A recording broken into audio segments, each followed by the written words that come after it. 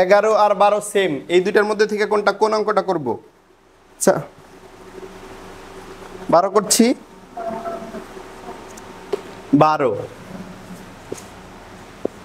6b এর 12 নম্বর অঙ্ক given. এখানেও দেওয়া আছে tan স্কয়ার থিটা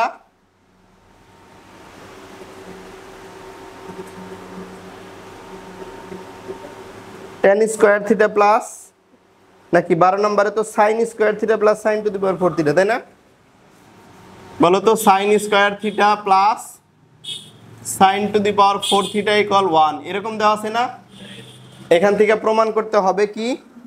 প্রমাণ করতে হবে tan two the power 4 theta, tan two the power 4 theta minus tan square theta equal 1। এই অংশটা আমাদেরকে বানাইতে হবে।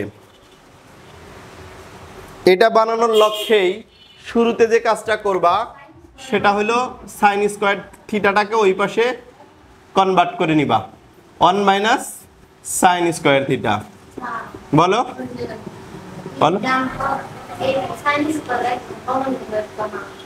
না কমন নিলে হইতো, কিন্তু sin স্কয়ার থিটা মানে কি 1 প্লাস cos স্কয়ার থিটা, তাহলে তো সূত্র পড়তো না 1 plus sin square theta, 1 minus sin square theta, এটার একটা সূত্র আছে।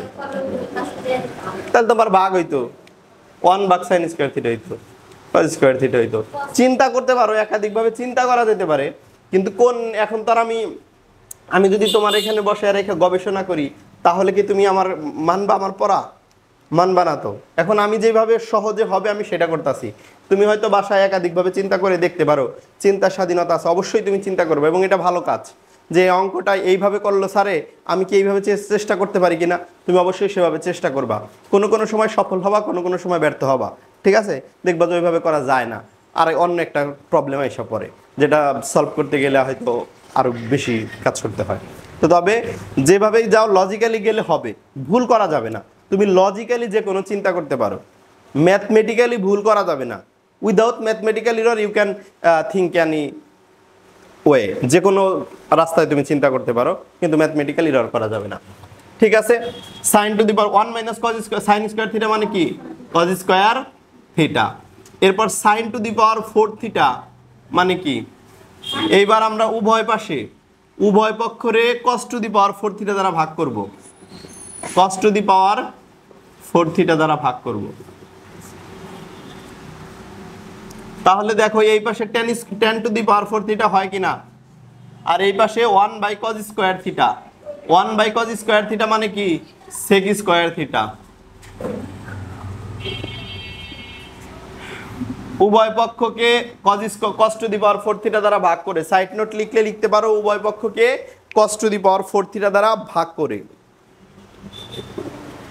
এরপর দেখো sec স্কয়ার থিটার সাথে tan স্কয়ার থিটার একটা সূত্র আছে, এই সূত্র তোমাদের জানা থাকার কথা, সেটা হলো sec square theta minus tan square theta equal 1, sec square theta minus tan square theta equal 1। তাহলে সেই দৃষ্টিকোণ থেকে আমরা যে কাজটা করতে পারি, sec স্কয়ার থিটার পরিবর্তে লিখতে পারি 1 প্লাস tan স্কয়ার থিটা, সূত্র বসাইলাম। এটাও যদি কনফিউশন লাগে সূত্র লেখা রাখবা, sec square theta minus tan square theta equal 1। এরপরে সাইড চেঞ্জ করলেই মিলে যাবে, tan two the power 4 theta minus tan square theta equal 1। আমাদের শুট অথবা প্রুফ যেটাই করতে বলছিল সেটাই করে ফেলো।